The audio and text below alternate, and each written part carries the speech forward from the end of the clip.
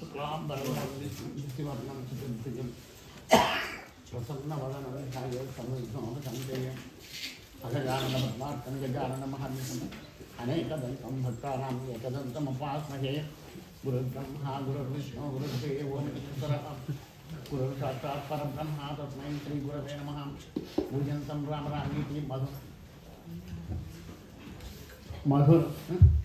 మధురం మధురాక్షరం ఆరుహ్య కవితా శాఖాం వందే వాల్మీకి కోకిలం వైదేహీ సహితం సురద్రుమతలే హైమే మహామండపే మధ్యే పుష్పకమాసనే మణిమయే విరాసనే సుస్థితం అగ్రే వాచయతి ప్రభంజనకృతే తత్వం మునిభ్యః పరం వ్యాఖ్యాంతం భరతాది పరివృతం రామం భజే శ్యామలం వామాంకస్థిత జానకీ పరిన్యాసత్ కోదండదండం కరే చక్రం చోర్ధ్వకరేణ బాహుయుగళే శంఖం శరం దక్షిణం విభ్రాణం జలజాతపత్రనయనం భద్రాద్రిమూర్ధిస్థితం కేయూరాదివిభూషణం రఘుపతిం సౌమిత్రయుక్తం భజే వాల్మీకిర్మునిసింహస్య కవితావనచారిణः శృण्वन् రామకథానాదం కోనయాతి పరాం గతిం వసదీకృతవారాశం మచికీకృతరాక్షసం రామాయణం మహామాలారత్నం వందే నీలాత్మజం.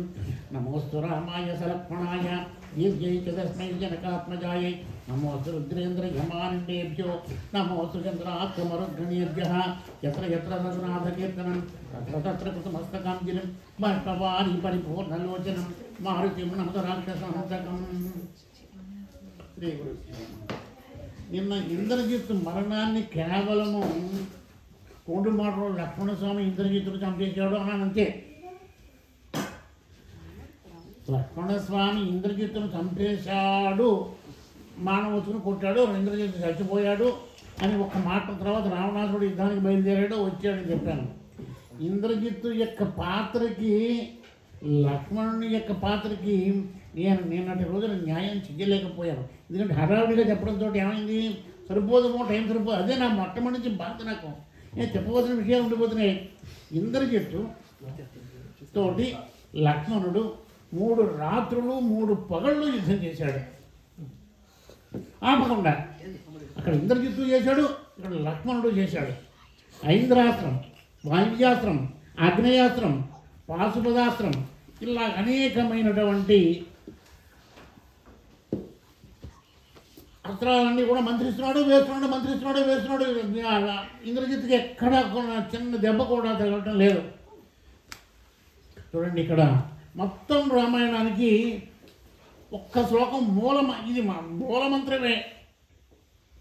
ఇప్పుడు నేను చదవబోయేటువంటి మంత్రం మూలమంత్రమే. విభీషణుడు అంటాడు, లక్ష్మణ దేవతలందరూ కూడా చూస్తున్నారు నీకేసి, ఇంద్రజిత్తును సంహారం చేయి. ఇంద్రజిత్తును నువ్వు తప్ప ఇంకెవరు సంహారం చేయలేరు. ఇంద్రుడు కూడా ఓడిపోయాడు. ఒకనొక సమయంలో దేవలో ఇంద్రలోకంలోకి వెళ్ళి ఇంద్రుడి మీద యుద్ధం చేసి ఆ ఇంద్రుడిని ఆ కాళ్ళు చేతులు కట్టేసి లంకకు తీసుకెళ్ళిపోతే బ్రహ్మగారు వచ్చి ఏమయ్య బాబు ఇది మంచి పని కాదురా బాబు అని చెప్పి ఇంద్రజిత్తును బతిమారి మళ్ళీ తీసుకెళ్ళాడు. అప్పటి నుంచి అతనికి ఇంద్రజిత్తు అనే సార్థకమైన ఆమె ఇంద్రుడిని జయించిన వాడు కాబట్టి ఇంద్రజిత్తు. ఇలా జరిగిన తర్వాత విభీషణుడు చెప్పాడు, లక్ష్మణ మొట్టమొదటి ఇంద్రజిత్తును సంహారం చేయి, ఇంకా అతని బలం పెరిగిపోతుంది. ఇప్పటికి 3 రాత్రులు 3 పొగళ్ళు యుద్ధం చేశావు అని చెప్పాడు. ఇతని దగ్గర మంత్రాలు ఏమి లేవు. ఇంకా అతను లక్ష్మణస్వామి దగ్గర ఉన్నటువంటి అస్త్రాలన్నీ కూడా ప్రయోగించేశాడు. ఇంకా ఏ అస్త్రము ప్రయోగించడానికి లేదు. ఇంకా కత్తుచ్చుకుని దిగాలి కిందకి, లేదా గాథ వచ్చుకుని దిగాలి. ఏ పోనీ వాయువ్యాస్త్రం అయిపోయింది, పాశుపతాస్త్రం అయిపోయింది, ఆగ్నేయాస్త్రం అయిపోయింది, ఏంటో ఇలా మొత్తం ప్రతి అస్త్రం కూడా అయిపోయింది. చివరికి చాలా జాగ్రత్తగా మీరు మనసులో పెట్టుకోండి. ఈ రామాయణంలో ఉన్నటువంటి రహస్యం అంతా కూడా ఇప్పుడు మీ ముందు ఆవిష్కారం చేస్తున్నాను. ఏమిటి అంటే, ధర్మాత్మా సత్యసంధశ్చ రామో దాసరిధీర్యది పౌరుషే చాపి ప్రతిద్వంద్వః తదైనం జైరావణం అనేటువంటి ఒక మంత్రము కాదు, అది చదివాడు. ఎవరు? లక్ష్మణుడు. చదివి ఇది మంత్రమా అంటే మంత్రము, కాదు అంటే కాదు. ఏమండి,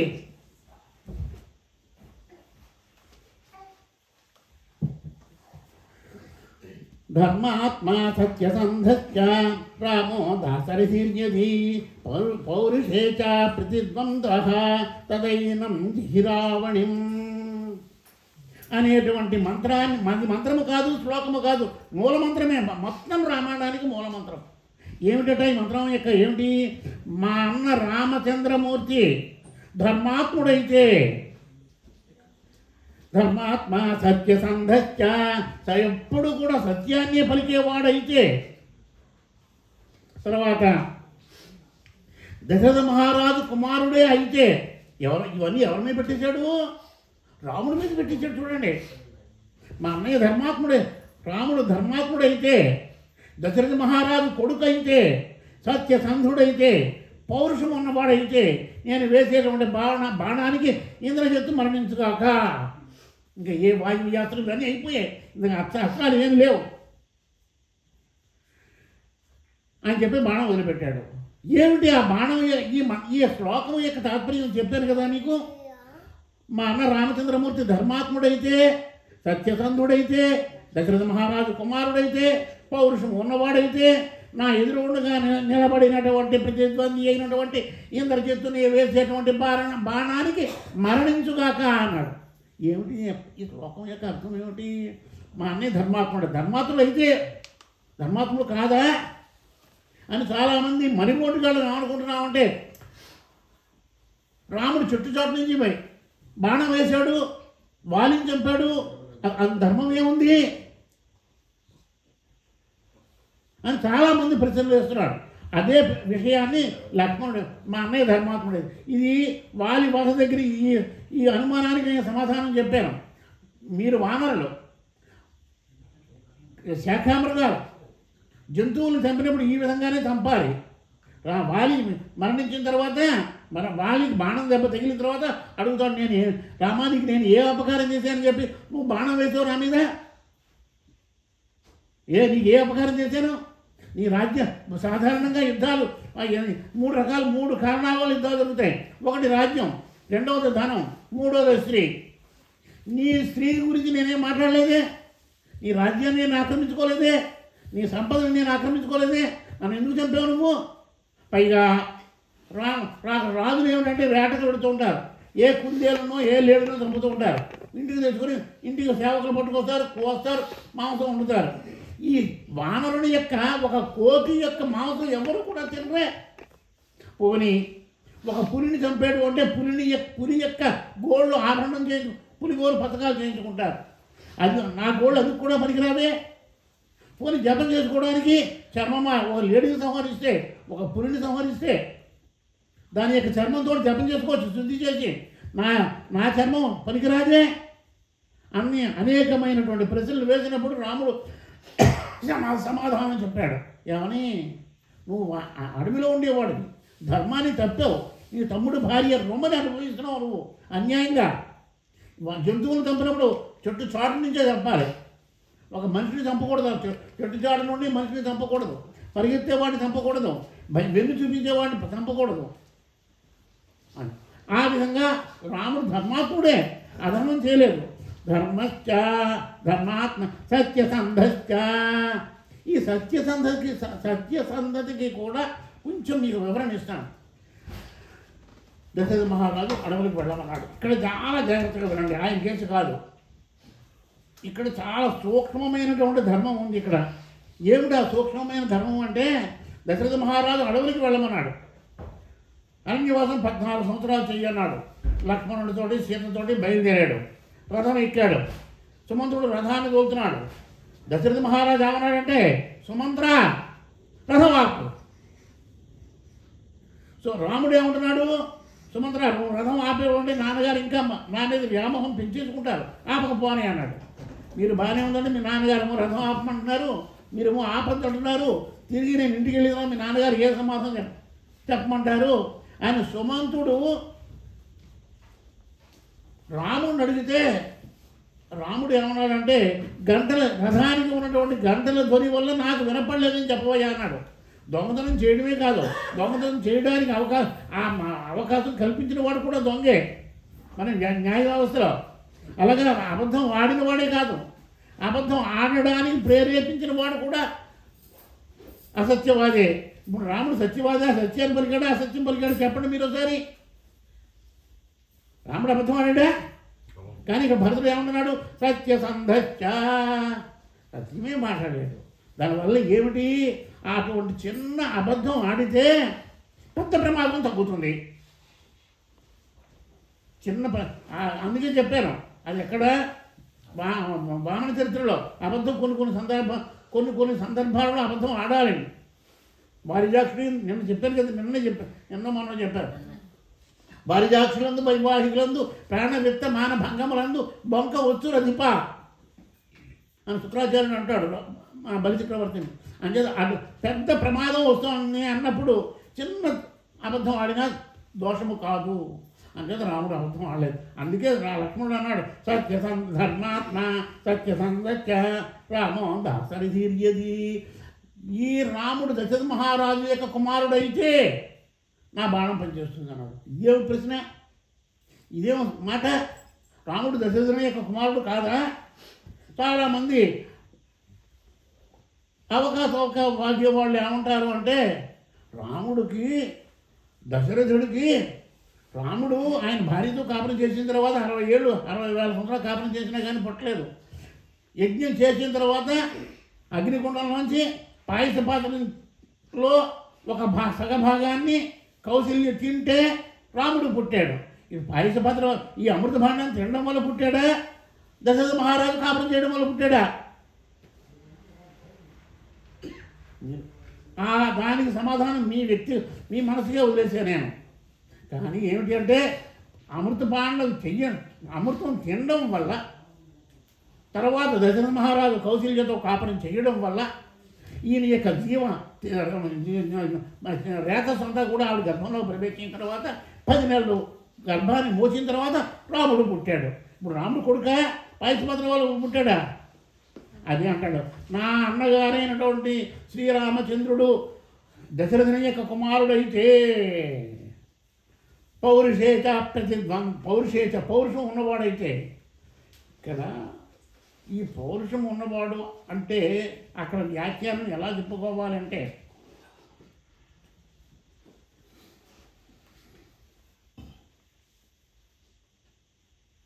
ఒక రాక్షసుని సంహరిస్తుంటే రాముడు 2 అడుగులు వెనక్కి వేశాడు. యుద్ధంలో వెనక్కి ఎవరు వేస్తారంటే, యుద్ధంలో ఓడిపోయేవాడు పారిపోయేవాడే వెనకడుగు వేస్తాడు. కానీ అక్కడ విల్లు బాణం సరి చేసుకోవడం కోసమే వేశాడు తప్ప అతనికి భయపడిపోయి, ఆ రాక్షసుడి పేరు ఏంటంటే, కరుడితో యుద్ధం చేసినప్పుడు, అంటే విశ్వామిత్రుని యొక్క యాగాన్ని కాపాడడానికి వెళ్ళి కరుడితో యుద్ధం చేసినప్పుడు రాముడు 2 అడుగులు పక్కకి వేశాడు. అంటే అది మీరు మాకు అప్పుడు ఎందుకు చెప్పలేదు అంటే, చెప్పలేదు కారణం ఏంటి అంటే, చిన్న విషయాలు కూడా చెప్పించుకుంటూ వస్తే మన కథ ముందుకు వెళ్ళాలి అనేటువంటి ఉద్దేశంలో, ఎదురు ఎలాగా ఈ విషయం చెప్తాను అనేటువంటి ఉద్దేశంతో కరుడితో యుద్ధం చేసినప్పుడు 2 అడుగులు వెనక్కి వేశాడు. వేయడానికి కారణం ఏంటంటే, అతను రాక్షసుడు అటు ఇటు సంచరిస్తున్నాడు. అంచేత ఇలా అతను గురి చూసుకోవాలంటే ఓ అడుగు ముందుకి వేయాలి, ఓ అడుగు వెనక్కి వేయాలి. ఆ వెనక్కి వేయడం వల్ల కొంతమంది వ్యాఖ్యానకర్తలు ఏమన్నారంటే, వెనకడుగు వేశాడు రాముడు. వెనకడుగు వెయ్యలేదు, కరుణ్ణి సంహరించడానికి బాణం గురి కోసం అడుగు వెనక్కేశాడు.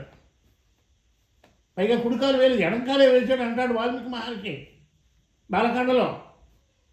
ఏమండి అన్నాడు. అప్పుడు ఈ శ్లోకాన్ని, ఇది శ్లోకం అంటారా, ఇది మొత్తం రామాయణానికే మూలమంత్రం. ఈ మూలమంత్రాన్ని చదివి లక్ష్మణుడు బాణం వేసినప్పటికీ ఆ దెబ్బకి ఆ కంకణాలు, కిరీటము, చెవులకి ఉన్నటువంటి కుండలాలు ఉన్నటువంటి ఇంద్రజిత్తు యొక్క శిరస్సు శరీరం నుండి వేరుడిపోయింది. ఇంద్రజిత్తు చనిపోయాడు. ఆ విధంగా ఇంద్రజిత్తు యొక్క మరణం జరిగింది. ఈ కొడుకు యొక్క మరణం తెలిసిన తర్వాత రాముడు మళ్ళీ యుద్ధానికి వచ్చాడు. చాలా భయంకరంగా యుద్ధం చేశాడు. యుద్ధం చేస్తే రాముడు వేసేటువంటి బాణాలకి ఆ రాముడు ఎక్కడున్నాడో కనిపించట్లేదు. రాముడు ఎక్కడున్నాడో కనిపించట్లేదు రావణాసురుడికి. ఎందుకు కనిపించట్లేదంటే ఆ విధంగా ఆయన యొక్క ధనస్సుని వృత్తాకారంగా తిప్పుతున్నాడు. ఇలా ఇలా గిరగిర తిరుగుతుంటే మనిషి ఎక్కడ కనపడతాడు? ఫ్యాన్ 5లో పెట్టేసామనుకోండి, ఆ వెనకాల ఉన్నటువంటి మనకి కనపడుతుందా? బాగా స్పీడ్గా తిరుగుతుంది. అలాగే రాముని చేతిలో ఉన్నటువంటి కోదండము విపరీతమైన వేగంతో వృత్తాకారంగా తిరుగుతుంటే దాని వెనక ధనస్సు వెనకాల ఉన్నటువంటి రాముడు కనపడడం మానేశాడు రావణాసురుడికి. ఈ బాణాలు ఎక్కడి నుంచి వస్తున్నాయి? రాముడు ఎక్కడున్నాడు? అలాగా రాముడు రావణాసురుడు 7 పగళ్ళు 7 రాత్రులు యుద్ధం చేశారు. యుద్ధం చేస్తే యుద్ధం తేవడం లేదు. అక్కడ దేవతలు కంగారు పడుతున్నారు. దేవతలు, మునులు, గంధర్వులు, కిన్నరులు, కింపురుషులు ఆకాశంలో ఉన్నాడు. అప్పుడు 7 రాత్రులు 7 పగళ్ళు అయిపోయిన తర్వాత రాముడు ఏమన్నాడంటే, మీరెవ్వరు కూడా యుద్ధం చేయకండి, నేనే చేస్తా. రాముడు తేలిపోవాలి. ఇవాళ రాముడు తేలిపోవాలి అని చెప్పి అందరినీ కూడా యుద్ధం మారిపించేసి రాముడు ఒక్కడే యుద్ధం చేస్తున్నాడు. అయితే రాముడు చేసేటువంటి యుద్ధాన్ని చాలా చాలా యాంగ్జైటీగా చూస్తున్నారు దేవతలు. ఎందుకంటే రాముడు చంపకపోతే అతని యొక్క జన్మ వ్యర్థమైపోతుంది. చాలా దుర్మార్గుడు. ఆ దుర్మార్గుడు చంపి తీరాలి. అప్పుడు బ్రహ్మగారు ఏమన్నారు అంటే, ఇంద్రుడికి ఎగేసి, ఇంద్ర, రాక్షసుడు రథం మీద నిలబడి యుద్ధం చేస్తున్నాడు, రాముడు భూమి మీద నిలబడి యుద్ధం చేస్తున్నాడు, ఇతనికి నీ రథాన్ని తెప్పించవయ్యా అన్నాడు. అప్పుడు ఇంద్రుడు దేవలోకం నుంచి, ఇంద్రలోకం నుంచి తన రథాన్ని, ఆ రథం నడిపేటువంటి సారథి మాతల్ని రప్పించాడు. వెళ్ళి రాముడికి వెళ్ళవయ్యా అన్నాడు. రాముడికి చెప్పాడు, ఇంద్రుడు మహేంద్రుడు ఈ రథాన్ని పంపించాడు, ఈ రథం మీద ఉండి యుద్ధం చేయండి అన్నాడు. అప్పుడు ఆ రథానికి నమస్కారం చేసి ప్రదక్షిణ చేసి రథం ఎక్కాడు. ఏమండి, బాణాలు వేస్తున్నాడు, అనేకమైనటువంటి బాణాలు వేస్తున్నాడు. ఎక్కడా కూడా రావణాసురుడు లొంగట్లేదు. చాలా యాంగ్జైటీ. ఇప్పుడు మీరందరూ రాముడు ఎలా చచ్చిపోయాడు, రావణాసురుడు ఎలా చచ్చిపోయాడు, ఎటువంటి బాణం వేశాడు, రావణాసురుడు చావు ఎలా వచ్చింది అని మీరు మనసులో ఎంత యాంగ్జైటీగా ఉన్నారో, ఆకాశంలో దేవతలు, గంధర్వులు, కిన్నరులు, కింపురుషులు, మునులు, ఋషులు, నాగులు, యక్షులు వీళ్ళందరూ కూడా చాలా టెన్షన్తో చూస్తున్నారు. ఏ విధంగా చంపుతాడు రాముడు రావణాసురుడిని. ఆ సమయంలో కష్టకాలంలో ఆదుకోవడానికి ఉంటారు ఎవరో వాళ్ళు. అగస్త్యుడు వచ్చాడు. అగస్త్యుడు వచ్చి, రామా చాలా మృదువుగా పిలిచాడు. పిలిచి, రామా, నేను నీకు ఆదిత్య హృదయాన్ని ఉపదేశం చేస్తాను, నువ్వు ఆచమనం చేసి ఈ ఆదిత్య హృదయాన్ని పఠించి బాణం వేయవయ్యా అన్నాడు. ఆదిత్యం, ఈ రాముడు సూర్యవంశ క్షత్రియుడు, ఆదిత్యుడు సూర్యుడు. అగస్త్యుడు సూర్యమంత్రాన్ని ఉపదేశించాడు. అదే సమయంలో అశోక వృక్షం కింద సీతాదేవి సూర్యుడిని ఉపాసిస్తోంది. అశోకవనంలో సీతాదేవి సూర్యుడిని ఉపాసిస్తూ, ఇక్కడ రాముడికి అగస్త్యుడు ఆదిత్య హృదయాన్ని ఉపదేశం చేస్తున్నాడు. ఏంటి ఆదిత్య హృదయం అంటే, తతో యుద్ధ పరిశ్రాంతం సమరే చింతయా స్థితం రావణం చాగ్రతో దృష్ట్వా యుద్ధాయ సముపస్థితం. ఇందులో 31 శ్లోకాలు ఉన్నాయి. 31 శ్లోకాలు. మొట్టమొదటి శ్లోకం ఇంట్రడక్షన్, అసలు ఎందుకు చెప్తున్నాడు అని. తర్వాత 9 శ్లోకాలు, చివరి 9 శ్లోకాలు 18 శ్లోకాలు ఏమిటి అంటే దాని యొక్క ప్రభావాన్ని చెప్పేవి. ఎప్పుడు ఈ మంత్రాన్ని ఎప్పుడు చదవాలి, ఎలా చదవాలి, ఈ మంత్రం చదవడం వల్ల ఏమిటి ప్రయోజనం అని చెప్పి మొదటి 9 శ్లోకాలు, తర్వాత 9 శ్లోకాలు. 9, 9, 18 ప్లస్ ఇంట్రడక్షన్ శ్లోకం 1, 19 అయ్యాయి. 19 అయితే 31 శ్లోకాలలో 19 శ్లోకాలు తీసేస్తే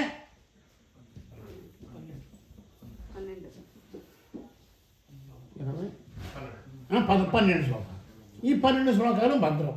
ఒకసారి అగస్త్యుడు రాముల వారికి ఉపదేశించినటువంటి మంత్రం ఏమిటి అంటే, తతో యుద్ధ పరిశ్రాంతం సమరే చింతయా స్థితం రావణం చాగ్రతో దృష్ట్వా యుద్ధాయ సముపస్థితం దైవతైశ్చ సమాగమ్య ద్రష్టుమభ్యాగతోరణం अपगम्यात् ब्रवीद्रामागस्त्यो भगवान् ऋषि राम राम महाबाहो शृणुगुह्यं सनातनं येन वत्सा येन सर्वान्मरीन् वत्सा समरे विजयिष्यसि ఆదిత్యుడు అందరూ చదువుతాం. ఆయన చరణ గారు చదవాలన్నారు.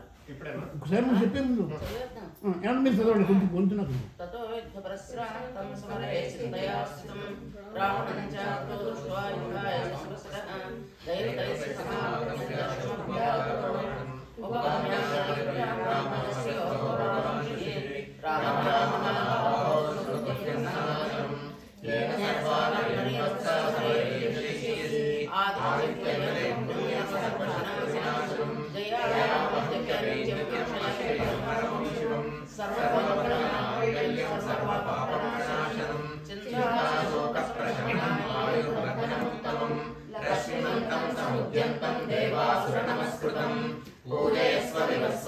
భాస్కరం భువనేశ్వరం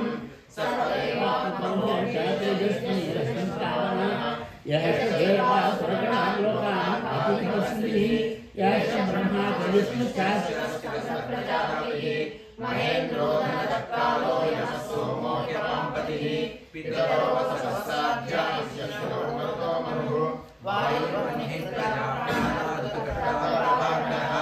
ఆదిత్యస్య పితా సూర్యః కరపూషా సమస్తిమాన్ సువర్ణచతుర్సోమాన్ హిరణ్యరేతాదివాకరః హరస్య సహస్రాజ్యే సప్తధర్మరీమాన్ తిమిరో మదనశ్చ हिरण्यगर्भशिशिरस्तवनो भास्करो रविः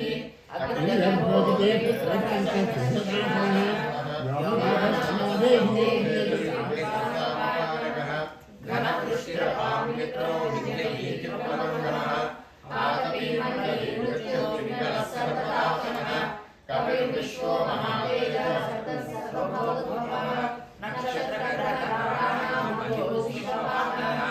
तेजसां तेजस्वी नमोऽस्तुते नमः पूर्वाय ग्रहे पश्चिमाय ज्योतिर्गणानां पतये दिनाधिपतये नमः जयाय जयप्रदाय धर्मेश्वराय नमो नमः नमो नमः सहस्रांशो आदित्याय नमो नमः नमो रुद्राय वीराय सारंगाय नमो नमः नमः पद्मप्रबोधाय मार्ताण्डाय नमो नमः ब्रह्मेशानाचिदेशाय सूर्याय आदित्यवर्चसे भास्वते सर्वभक्षाय रौद्राय वपुषे नमः तमोघ्नाय मग्नाय शत्रुघ्नाय दात्रे कृतज्ञाय देवाय ज्योतिषां पतये नमः तप्तचामीकराभाय मन्ये विश्वकर्मणे नमस्तमो विघ्नाय लोकसाक्षिणे नाशयत्ये सर्वभूतं करे सज्जति प्रभु येष सुप्तेषु जातस्ति दुर्गेषु रविरङ्गः एष एवाग्निहोत्रं च फलं चैवाग्निहोत्रिणां वेदाश्चक्रवश्चैव प्रभूनां फलेन च यानि कृत्यानि लोकेषु सर्वैश्च रविप्रभुः येन मापश्चेषु पापाराशेषु येन ते पुरुषस्य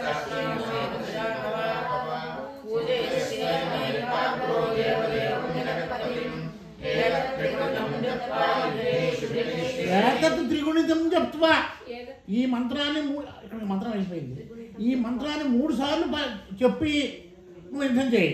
అప్పుడు రావణాసురుడి హతం జరుగుతుంది. అంతవరకు జరగదు.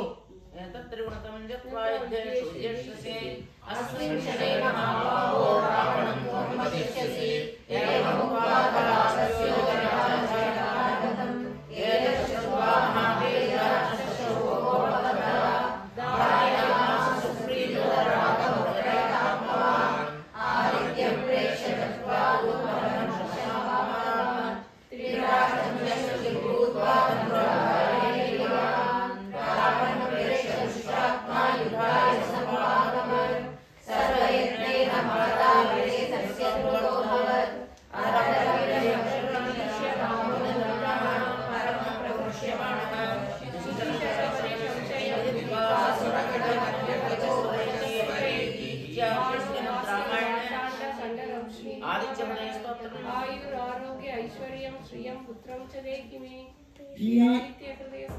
ఈ విధంగా ఆదిత్య హృదయాన్ని అగస్త్య మహర్షి రాముడికి ఉపదేశం చేశాడు. రాముడు 3 సార్లు రాముడు ఆచమనం చేసి 3 సార్లు ఈ మంత్రాన్ని అభిమంత్రించి బాణం వేశాడు.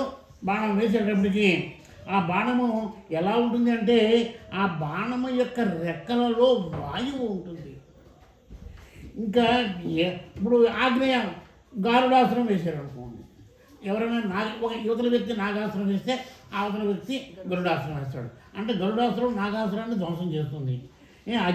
ఆగ్నేయాస్త్రం వేసాడు అనుకోండి, వారుణాస్త్రం వేస్తారు. వారుణాస్త్రం అంటే వర్షం కురుస్తుంది. ఈయన ఈ బాణం వేస్తే ఆయన వారుణాస్త్రం వేస్తాడు. అంటే ఈయన వేసినటువంటి ఆగ్నేయాస్త్రాన్ని ఆ వారుణాస్త్రం నాశనం చేస్తుంది. ప్రతి అస్త్రానికి విరుగుడు అస్త్రం ఉంది. కానీ అగస్త్య మహర్షి ఉపదేశించినటువంటి మంత్రముతో అభిషిక్తం చేసినటువంటి బాణానికి తిరుగుడు లేదు. దాని రెక్కల్లో వాయువు ఉంటుంది.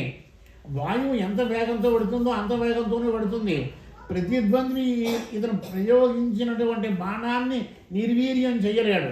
ఆ విధంగా రావణుని యొక్క హృదయంలోకి ధనుసు ఛేదించుకొని రామచంద్ర ప్రభువు వేసినటువంటి బాణాన్ని అతని హృదయంలో చొచ్చుకుని వెళ్ళిపోయింది. దాంతో రావణాసురుడు మరణించాడు. అయితే మరణించేటప్పుడు తర్వాత అప్పటికి లంకా నగరంలో ఏం జరుగుతుంది అంటే ఇక్కడ యుద్ధం జరుగుతుంది. లంకా నగరంలో ఉన్నటువంటి ఆడవాళ్ళు, మగవాళ్ళు, పెద్దవాళ్ళు, ఇంకా యుద్ధానికి రాకుండా కొంతమంది ఉంటారు కదా, వాళ్ళు ఈ ఆడవాళ్ళు ఏమంటున్నారట, వీడిని తగలయ్యా, సీతమ్మని ఎత్తుకొచ్చాడు, మనందరం నాశనం అయిపోతున్నాం, మన భర్తలు నాశనం అయిపోయారు, మన మెడలో ఉన్న మాంగళ్యం తెగిపోతుంది. ఇంకేమంటున్నారట, వాడితోనే కాదు, మొట్టమొదటి తిట్లు ఎక్కడి నుంచి ఇప్పుడు ఆడవాళ్ళు తిడితే ఓ మాదిరిగా ఉండదు, ఎటువంటి వాడిని చచ్చిపోవలసిందే. దానికి ఇంకా అగ్నేయాస్త్రం వాయుయాస్త్రం అక్కర్లేదు. ఈ ఆడవాళ్ళందరూ కూడా తిడుతున్నారు ఎవరెవరిని శూర్పణఖని, రావణాసురుని చెల్లెలైన శూర్పణఖ వృద్ధురాలైపోయింది, జుట్టంతా తెల్లబడిపోయింది, శరీరం అంతా ముడతలు పడిపోయింది, భయంకరమైనటువంటి వికృత స్వరూపంతో ఉంది, జారిపోయిన కడుపు, వికృతమైన ఆకారం, కఠినమైన మాట కలిగింది. అటువంటి శూర్పణఖ అందగాడైనటువంటి రాముడు కావాల్సి వచ్చాడు. దీనికి దానికి బుద్ధి లేదు, వచ్చింది రాముడి దగ్గర, రావణాసు అన్నగారి దగ్గరికి వచ్చింది. అన్నగారు ఏం చెప్పాలి, తెచ్చా నోర్మి ఏం చెప్పాలి, ఆ రాముడు ఏంటి నీకు భర్త అవడం ఏంటి, రావణాసుడు కూడా ఆ మాట అనలేదు. ఇంచేత అటువంటి ఉద్దేశ్యము కలవాడు కాబట్టి రావణ ఆ చెల్లిని ఏమీ అనలేదు. అటువంటి శూర్పణఖ అందగాడు, మన్మధునితో సమానమైన ఆకృతి కలిగినటువంటి రామచంద్రమూర్తి, అంత మృదు మధురంగా మాట్లాడగలిగినటువంటి రామచంద్రమూర్తి, సౌందర్య రాసినటువంటి రామచంద్రమూర్తి, చక్కటి నడవడిక కలిగినటువంటి రామచంద్రమూర్తి, సర్వకాలంలో ధర్మాన్ని సత్యాన్ని అనుష్ఠానం చేసేటువంటి రాముడు ఏ మొహం పెట్టుకుని అటువంటి రాముడిని ఏ మొహం పెట్టుకుని ఈ శూర్పణఖ కామించింది. లంకానగరంలో అందరూ చుడుతున్నారు వాళ్ళని. దానివల్లే లంక నాశనం అయిపోయింది.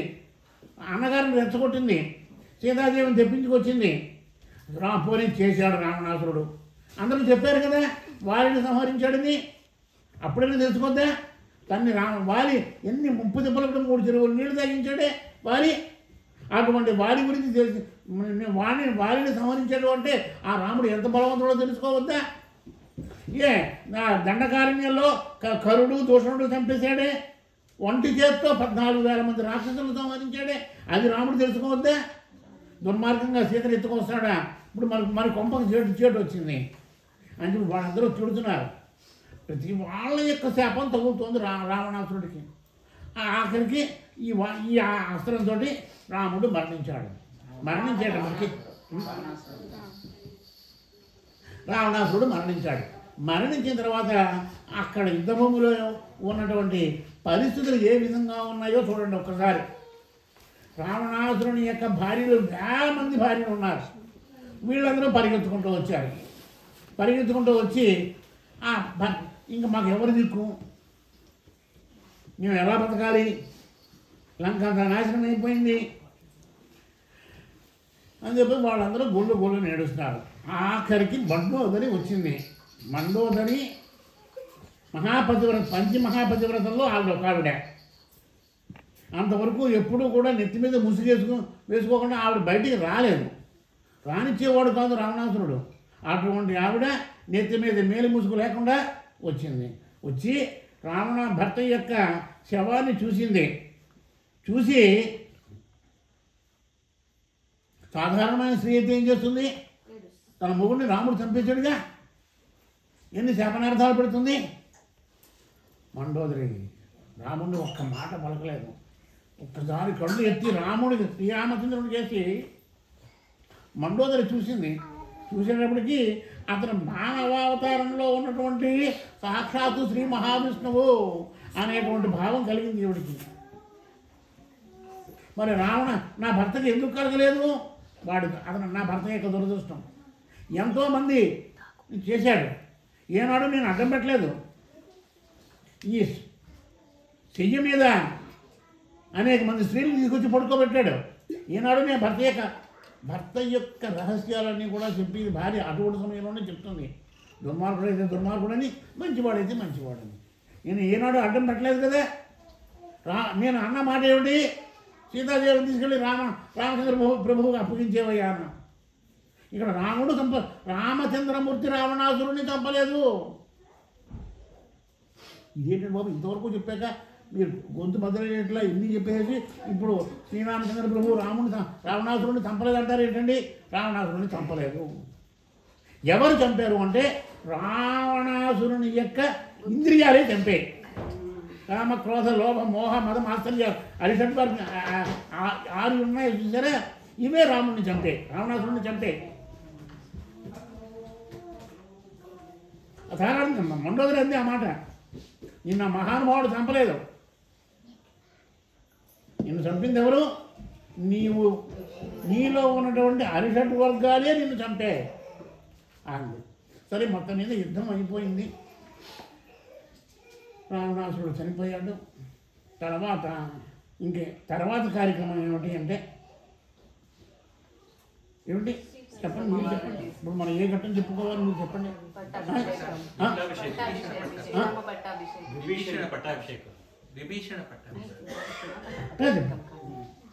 సాధారణ మానవుడైతే భార్యని తెప్పించుకుంటాడు. 10 నెలల మటు లేదు ఆవిడ. ఆ అమ్మ 10 నెలలు అయింది రాముడు వదిలిపెట్టేసి రావణాసురుడు ఎత్తుకుపోయి ఆ అమ్మని గురించి ఆలోచించలేదు. తను మాట ఇచ్చాడు, విభీషణుడికి పట్టాభిషేకం చేస్తాను అని. అప్పుడు హనుమంతుడిని కేకేసి, మీరు 4 సముద్రాల దగ్గరికి వెళ్ళి సముద్ర జలాలు తీసుకొచ్చి విభీషణుడికి లంకా రాజ్యానికి పట్టాభిషేకం చెయ్యండి అన్నాడు. చెయ్యండి అన్న తర్వాత రామచంద్ర ప్రభు ఏమన్నాడంటే విభీషణుడితోటి, ఇంకా అక్కడ ఇంకో మాట కూడా అంది మండోదరి, నన్ను కట్టుకున్నావు, మరి నన్ను దహనం చేసేవాడు, నా అంత్యక్రియలు చేసేవాడు ఎవడున్నాడు? కొడుకులు లేరే, తమ్ముడు లేరే. ఓ తమ్ముడు రాముడి దగ్గరికి వెళ్ళిపోయాడు, కుంభకర్ణుడు చచ్చిపోయాడు, నువ్వు యుద్ధంలో తెచ్చావు, రేపొద్దున నా గతి ఏమిటి అని కూడా ఆవిడ అడిగింది. రామచంద్ర ప్రభువు ధర్మాన్ని తప్పలేదు. మొట్టమొదటి విభీషణుడికి పట్టాభిషేకం చేయాలి.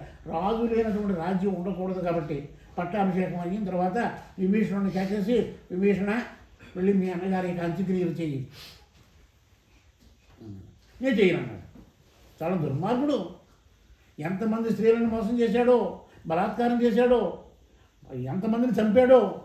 ఎవరి దగ్గరైనా విలువైన వస్తువు ఉందంటే వాళ్ళని చంపాడో, ఆ వస్తువు పట్టుకు వెళ్ళిపోవడం. పుష్పగ్రహం ఉంది కాదు, కుబేరుని యొక్క తమ్ముడిది.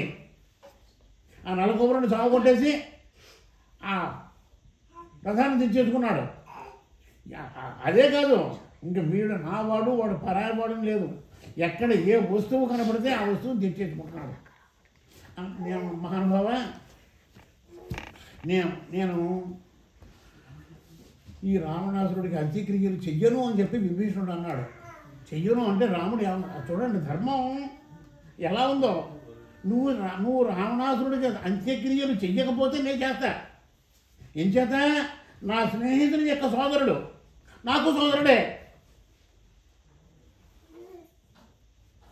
అర్థమైందా? నా స్నేహితుడు విభీషణుడు, విభీషణుడు యొక్క అన్నగారు రావణాసురుడు. నువ్వు మీ అన్నగారి యొక్క మరణాంతాన్ని వైరాని, చచ్చిపోయిన తర్వాత వైరం లేదు. మనకి శత్రువు ఉన్నాడు అంటే ఆ శత్రువు వాడు బతుకున్నది ఉన్నంత కాలమే, వాడు చచ్చిపోయింది ఇంకా శవంతో మనకి విరోధం ఏమిటి? ఈ కుంభకు విభీషణుడు చెప్పాడు, నువ్వు చెయ్యకపోతే మీ అన్నగారి యొక్క అంత్యయిష్టి నేను చేస్తా. అంత్యయిష్టి అంటే చనిపోయిన తర్వాత అతను దహనం చేయడం పని కూడా. అప్పుడు విభీషణుడు వెళ్ళాడు. విభీషణుడు వెళ్ళాక అక్కడ రావణాసురుడి యొక్క దహనం జరిగిన తర్వాత మన బ్రాహ్మణుల్లోనూ క్షత్రియుల్లోనూ కోమట్లో వైశ్యుల్లోనూ ఉన్నటువంటి ఒక ముఖ్యమైనటువంటి ధర్మం ఏమిటి అంటే 10వ రోజున తిలతర్పణం ఇస్తారు. ఆ తర్పణం ఇచ్చినప్పుడు కూడా అక్కడ ఈ కార్యక్రమం అంత్యేష్టి చేసినటువంటి కార్యక్రమం జరిపించేటువంటి బ్రాహ్మణుడు ఏమంటాడు అంటే ముందు బయట వాళ్ళని రమ్మంటాడు, వాళ్ళ చేత తర్పణం ఇప్పిస్తాడు. తర్వాత పక్షిదారుని రమ్మంటాడు, వాళ్ళ చేత తర్పణం ఇస్తాడు. ఇప్పుడు నీ అనే మాట అన్నీ కూడా మీ అందరికీ అర్థమవుతాయి కదా. పక్షిదారులు అంటే 3 రోజులు మైలు పట్టేవాళ్ళు, 10 రోజులు పట్టేవాళ్ళు వేరు, 3 రోజులు పట్టేవాళ్ళు వేరు. బయట వాళ్ళు మొట్టమొదటి రమ్మన్నాడు. మొట్టమొదట రావణాసురుడికి తిలతర్పణం ఎవరు ఇచ్చారంటే రాముడు ఇచ్చాడు. సరే, మొత్తం మీద విభీషణుడితో చెప్పాడు. అంత్యక్రియలు జరిగిన తర్వాత అప్పుడు విభీషణుడు ఏమన్నాడంటే సీతాదేవిని తీసుకురండి. ఎలా తీసుకురమ్మన్నాడు? అప్పటికి 10 నెలల మట్టి ఏక వస్త్రంతో ఉంది, జడేసుకోలేదు, తలకాయ దువ్వుకోలేదు, ఎంత మలినమైనటువంటి శరీరంతో శూర్పణకు సీతాదేవి ఉంది అక్కడ అశోకవనంలో. వెళ్ళారు విభీషణుడు, హనుమంతుడు, వీళ్ళందరూ కూడా 4, 5 వెళ్ళారు. చక్కటి పలకిని సిద్ధం చేశారు. ఆ పలకికి పరదాలు కట్టారు. పరదాలు కట్టిన తర్వాత సీతాదేవి అక్కడ ఉన్నటువంటి పరిచారకులు స్నానం చేశారు. ఆ సమయంలో అక్కడ ఇంకొక ఘట్టం కూడా జరిగింది. మరి ఓ ఘట్టం నుంచి ఇంకో ఘట్టం చెప్పుకోవాలి. హనుమంతుడు అన్నాడు అమ్మతోటి, అమ్మ నిన్ను ఇక్కడ ఉన్నటువంటి రాక్షస స్త్రీలు నిన్ను చాలా బాధలు పెట్టారు, నిన్ను కోసుకు తినేస్తామన్నారు, నిన్ను బాధలు పెట్టారు. వాళ్ళు పెట్టినటువంటి బాధలు ఇంత అంతా కాదు, నాకు నువ్వు అనుమతి ఇస్తే ఈ రాక్షస స్త్రీలను చంపేస్తాను అన్నారు. అప్పుడు సీతాదేవి ఒక మాట చెప్పింది, వాళ్ళ నిజమాని రావణాసురుడు చెప్పినటువంటి పనులు చేశారు వాళ్ళు, వాళ్ళ తప్పు లేదు. ఒక సేవకుడిని ఏదో పని చెప్తాను, వాళ్ళు పక్క పొలంలోకి వెళ్ళి ఒక 50 మామిడికాయలు కోసుకురారా అంటాను. వాడు పక్క చేలోకి వెళ్ళి మామిడికాయలు కోసుకొచ్చాడు. తప్పు వాడిదే నాదే? నాది. ఇంచేత నేను పురమాయించాను, వాడు చిన్న సేవకుడు పట్టుకొచ్చాడు అని చెప్పి సీతాదేవి ఏమందంటే వీళ్ళెవరిని కూడా ఏం చెయ్యకు అని చెప్పి అక్కడ ఒక ఇతివృత్తాన్ని చెప్పింది. ఏమిటి ఇతివృత్తం అంటే అది మనకి నిత్య జీవితంలో కూడా ఉపయోగపడుతుంది. అప్పుడు రాముడి కాలంలో కాదు, ఇప్పుడు మన కాలంలో కూడా ఆ సీతాదేవి హనుమంతుడికి చెప్పినటువంటి ఆ దృష్టాంతం మనకి నిత్య జీవితంలో ఇప్పటికి ఈ రోజు కూడా ఉపయోగపడుతుంది. ఏమిటంటే ఒక బోయవాడు అడవిలో పక్షులు జంతువులను వేటాడదామని పెడుతున్నాడు. వేటాడదామని వెళ్ళేటప్పటికీ ఆ వెళ్ళి ఈ కథ తెలిసిన మీకు ఎవరిగా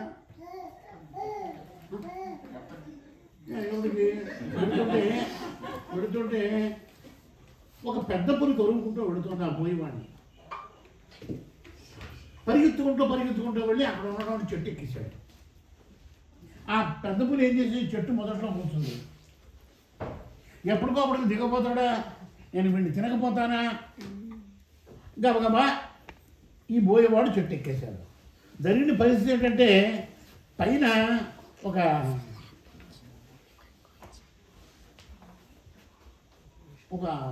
కోతిలో ఒక జంతువు ఉంది, భల్లూకము. ఆ భల్లూకం చెట్టు పైన ఉంది. ఆ భల్లూకం చూసింది ఈ బోయేవాడిని. భయంతో ఉన్నాడు బోయేవాడు.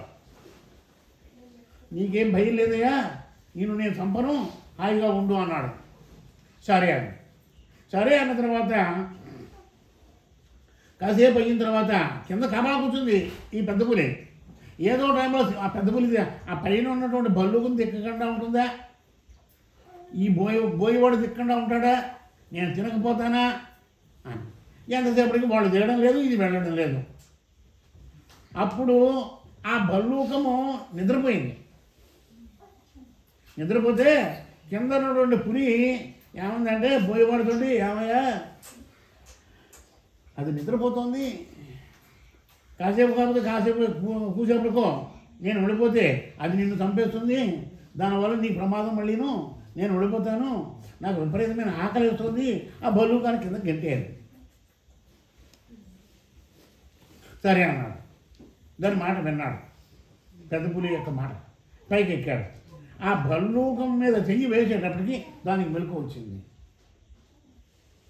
ఈ బోయవాడు చేసేటువంటి దుర్మార్గాన్ని ఆ బల్లూకం చూసింది. ఏమయ్యా ఎందుకే నీ ప్రాణాలు కాపాడు, నీ చేసిన తప్ప అని చెప్పి ఆ పెద్ద పులికి తెలియకుండా మాట్లాడేది. అప్పుడు పెద్ద పులి ఏమంది అంటే,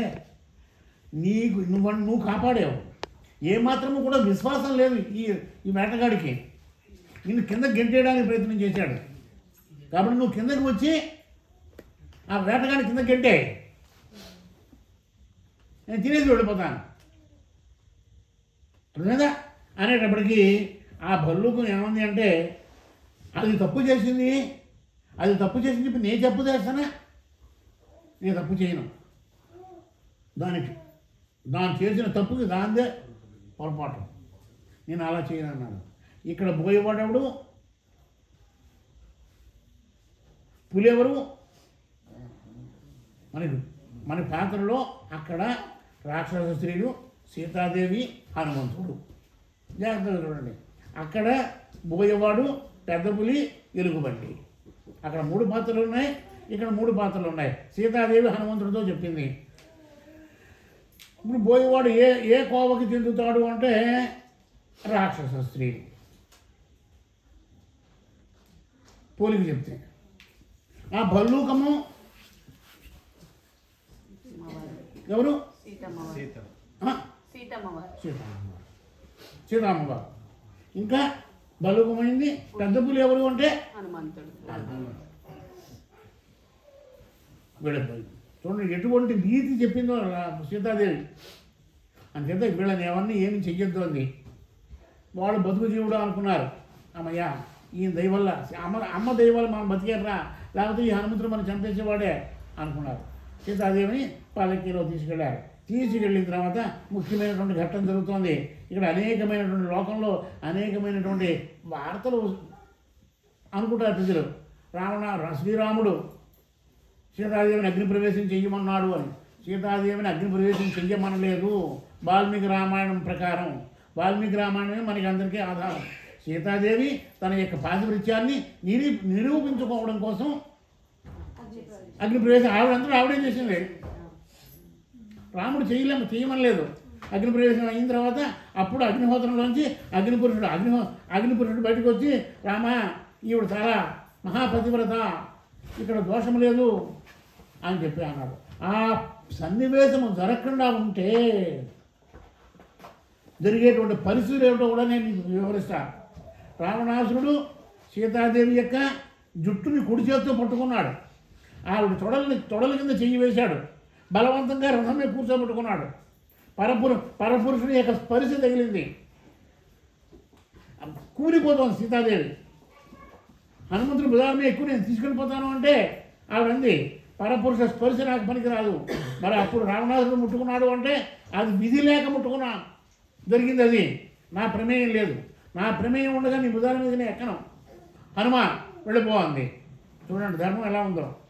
ఆ విధంగా అయిన తర్వాత దాన్ని ఆ అనుమానం నివృత్తి చేసుకోవడం కోసం ఆవిడ అగ్నిప్రవేశం చేసింది. చేసిన తర్వాత అప్పుడు ఏమన్నాడంటే, శ్రీరామచంద్ర ప్రభువు విభీషణుడిని కాకేసి నాకు రథం ఇస్తే నేను అయోధ్య 14 సంవత్సరాలు అయిపోయిన తర్వాత ఒక్క రోజు గడిచిపోయినా కానీ నిష్కారణంగా భద్రుడు అగ్నిప్రవేశం చేస్తాడు. నువ్వు ఆ 14 సంవత్సరాలు పూర్తయిన రోజు రాత్రికి రాకపోతే నేను ప్రాణత్యాగం చేసేస్తానని చెప్పి భరతుడు అన్నాడు. నాకు విమానం కావాలన్నాడు. అప్పుడు విభీషణుడు ఏం చేశాడంటే రావణాసురుడి దగ్గర ఉన్నటువంటి పుష్పక విమానాన్ని ఇచ్చాడు. ఆ పుష్పక విమానం ఎంతమంది ఎక్కినా ఒక మనిషికి చోటు ఉంటుంది. 100 మంది ఎక్కారనుకోండి ఇంకోళ్ళు ఎక్కచ్చు, 101 ఎక్కారనుకోండి ఇంకోళ్ళు ఎక్కచ్చు. అటువంటిది ఆ పుష్పక విమానం మీద రాముడు, లక్ష్మణుడు, సీత పుష్పక విమానం ఎక్కారు. అక్కడ ఉన్నటువంటి రాక్షసులందరూ. ఆ సందర్భంలో మరొక విషయం కూడా జరిగింది. ఏమిటి అంటే ఇంద్రుడు ప్రత్యక్షమయ్యాడు. రామ, అక్కడ మీ నాన్నగారు ఉన్నారు ఆకాశంలో. ఎవరు? దశరథ మహారాజు. ఒకసారి వెళ్ళి కలుసుకో అనేటప్పటికీ రాముడు, లక్ష్మణుడు దశరథ మహారాజు దగ్గరికి వెళ్ళాడు. నాయన రామ, నువ్వు వెళ్ళి పట్టాభిషేకం చేసుకో. నాకు కైకేయి మీద కోపం లేదు. అక్కడికి వెళ్ళిన తర్వాత నేను మరణించిన తర్వాత వాస్తవ పరిస్థితిని తెలుసుకున్నా. కైకేయి అడగడం సమంజసమే. కైకేయి ఆనాడు ఆ వరం కోరకపోతే ఈనాడు రావణ సంహారం జరిగేది కాదు. నాకు ఆ కైకేయి మీద, భరతుని మీద ఎటువంటి కోపము కూడా లేదు. నువ్వు హాయిగా వెళ్ళు, అక్కడ భరతుడు నీ కోసం ఎదురు చూస్తున్నాడు అని చెప్పి దశరథ మహారాజు చెప్పాడు. విన్న తర్వాత నేను నా పితృలోకానికి వెళ్ళిపోతాను అన్నాడు.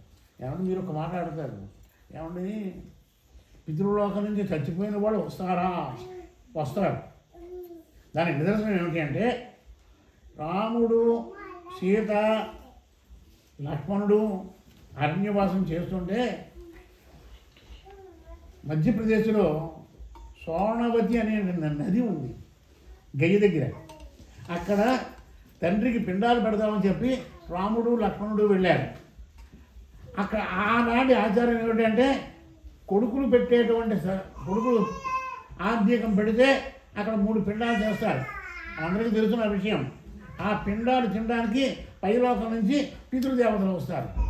అంటే ఇక్కడ దశరథ మహారాజు వచ్చి, దశరథ మహారాజు, ఆయన తండ్రి మహారాజు, నాభాగుడు వీళ్ళు వచ్చి రాముడు పెట్టేటువంటి పిండాన్ని తిని వెళ్ళాలి. కానీ వాళ్ళు రాలేదు. రాకపోవడానికి కారణం ఏమిటి అంటే ఈ ఆడాళ్ళకి సహజమైనటువంటి లక్షణం ఏమిటంటే నీళ్ళలో స్నానం చేస్తూ ఆ నీళ్లు లోతు లేకుండా ఉంటే అక్కడ ఆడుకుంటూ ఉంటారు. ఆ నీళ్ళతోటి ఆడుకుంటూ సీతాదేవి ఏం తెచ్చిందిరా, అక్కడ ఉన్నటువంటి ఇసుకని ముద్దలకి ఏం తింటే అక్కడ గొట్టు మీద అది తడి ఇసుకతో ఆడుతోంది. తడి ఇసుక ఇది కూడా రామాయణంలోదే. వాల్మీకి మహర్షి నేను అక్కడికి వెళ్ళాను, వెళ్ళాను. అక్కడ వాళ్ళు చెప్పారు ఈ విషయాన్ని. సీతాదేవి ఆ తడిగా ఉన్నటువంటి ఆ ఇసుకల్ని ముద్దల కింద వేస్తోంది. పితృలోకం నుంచి దశరథ మహారాజు వచ్చి సీతాదేవి ఇచ్చినటువంటి ఆ ముద్దను తినేశాడు. ఇక్కడ రాముడు రాలేదు. ఇక్కడ రాముడు తండ్రిని పెడుతుంటే తండ్రి రాలేదు. అప్పుడు వాళ్ళు అడిగారు, ఏమిటి అంటే నువ్వు దగ్గరం పెట్టడానికి పూర్వమే సీతాదేవి ఆ సోర్ణవతి నదిలో ఫల్గుణి నది గదిలో ఉంది. ఈ ఫల్గుణి నదిలో సీతాదేవి ఇతరులతో ఆడుతూ 3 ముద్దలు పెట్టేసింది. అవి నీ తండ్రి, తాత, ముత్తాతలు తినేది వెళ్ళిపోయారు. అప్పటి నుంచి కూడా రాముడికి ఏమిటంటే పితృదేవతలు భూమి మీదకి రాకుండా ఉండు కాక, ఇలాంటి వెధ పనులు జరుగుతాయి అని చెప్పి శాసించాడు. అప్పటి నుంచి పితృదేవతలు భూమి మీదకి రావడం మానేశారు. అక్కడే ఉండి కొడుకులు ఇచ్చేటువంటి ఆ బలిని భుజిస్తారు. ఇది వాస్తవంగా జరిగింది. అప్పటి నుంచి పితృదేవతలు రావడం మానేశారు. కానీ దశరథ మహారాజు స్వర్గానికి వెళ్ళిపోయాడు. దేవతలు ఎక్కడ వాళ్ళు అక్కడికి వెళ్ళిపోయారు. విభీషణుడు పుష్పరథాన్ని ఏర్పాటు చేశాడు. సీతాదేవి, అక్కడ ఉన్నటువంటి వానరులు అందరూ కూడా పుష్పక విమానం ఎక్కారు, బయలుదేరి వస్తున్నారు. వస్తుంటే అక్కడ సుగ్రీవుడు అడిగాడు, రామ చిన్న కోరిక ఏంటో చెప్పయ్యా అన్నాడు. ఏమీ లేదు, నీ పట్టాభిషేకం చూడడానికి మా భార్యలు వస్తామని చెప్పి కబురు పెట్టారుగా, మరి వాళ్ళని కూడా మీతో పాటు మనతో పాటు తీసుకెళ్దాం అయోధ్య నగరానికి అని అడిగేటప్పటికి అయ్యో తప్పకుండా తీసుకెళ్దాం అన్నారు. ఆ కిష్కిందా నగరంలో పుష్పక విమానం ఎక్కారు. చెప్పాను కదా ఇందాక మీకు, ఎంతమంది ఎక్కినా కానీ ఇంకోటికి చోటు ఉంటుందని. ఆ విధంగా వానరుల యొక్క భార్యలు తార, రుమ వీళ్ళందరూ కూడా విమానం ఎక్కాక వాళ్ళందరికీ యాంగ్జైటీ ఏంటంటే ఒకసారి సీతమ్మను చూడాలి. హనుమంతుడు వీళ్ళందరినీ కూడా సీతాదేవి దగ్గరికి తీసుకెళ్ళాడు, పరిచయం చేశాడు. వందల మంది వేల మంది కోట్ల మంది రాక్షసులు ఉంటే వాళ్ళ యొక్క భార్యలందరూ కూడా ఎక్కేశారు. వాళ్ళందరినీ పరిచయం చేశాక అయోధ్య నగరం వైపు ప్రయాణం చేస్తుంది. అప్పుడు సీతాదేవితోటి శ్రీరామచంద్ర ప్రభు, సీత ఇక్కడే భరద్వాజాశ్రమం, ఇక్కడే మన పంచవటి, ఇక్కడే అది గోదావరి నది, ఇక్కడే మనం స్నానం చేసాం, అక్కడ నువ్వు బట్టలు ఆరేసుకున్నావు, ఇక్కడే రావణాసుడు నిన్ను ఎత్తుకుపోయాడు, ఇది ఋషిముఖ పర్వతం, ఇక్కడే సుగ్రీవుడు ఆంజనేయుడు ఈ పర్వతం మీద ఉన్నారు, ఇక్కడే నువ్వు విసిరినటువంటి మూట చూపించి ఆభరణాలు విసిరావు కదా, రావణాసుడు ఎత్తుకెళ్ళిపోతుంటే ఆ ఆభరణాలు చూపించి వీళ్ళే ఆ కొండ గుహలో దాచారు. ఆయన గింతలు విశేషాలు అన్నీ కూడా చెప్తున్నారు. చెప్తూ ఏమన్నారు అంటే దారిలో ఉన్నటువంటి అనేకమైనటువంటి ఆశ్రమాలని దర్శించుకుంటూ వెళ్ళారు. ఆశ్రమాలను దర్శించుకుంటూ వెళ్ళకపోతే అది మహాపాపం అవుతుంది. ఏమండి, అక్కడ భరద్వాజ ఆశ్రమం దగ్గర దిగిన తర్వాత స్వామి ఒక్కసారి మిమ్మల్ని దర్శించుకుని వెళదాం అని చెప్పి రాముడు శ్రీరామచంద్ర ప్రభు భరద్వాజుడితో అంటే నువ్వు బాగానే ఉంది, ఈ రాత్రికి నా ఆశించి స్వీకరించవయ్యా రామ, అలాగే అంటాడు. అప్పుడు రాముడు ఏం చేస్తాడంటే హనుమంతుడిని కేకేసి హనుమ ఒక్కసారి నువ్వు అయోధ్య వెళ్ళు, అయోధ్యలో కౌసల్య, సుమిత్ర, కైకేయి, శత్రుఘ్నుడు ఉంటారు, వాళ్ళకి నేను వస్తున్నానని చెప్పు, రాముడు లక్ష్మణుడు సీతాదేవి వస్తున్నారని చెప్పు. చెప్పిన తర్వాత అక్కడ సమీపంలో ఉన్నటువంటి నంది గ్రామం దగ్గర భరతుడు ఉంటాడు. నువ్వేం చేస్తావంటే భరతుడి దగ్గరికి వెళ్ళిన తర్వాత భరతుడి యొక్క మనస్తత్వాన్ని అబ్జర్వ్ చేయను.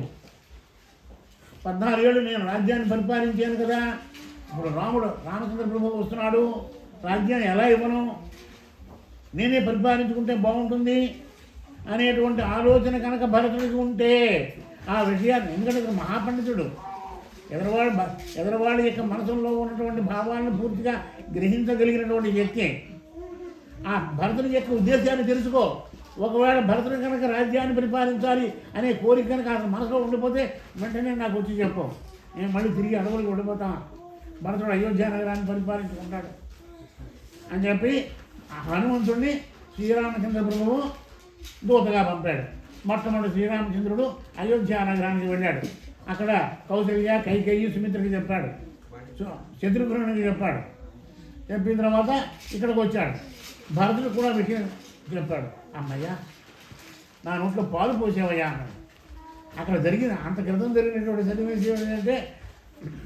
సన్నివేశం ఏమిటంటే కౌసల్య ఒక రోజుని అర్ధరాత్రి వేళ నిద్ర పట్టక,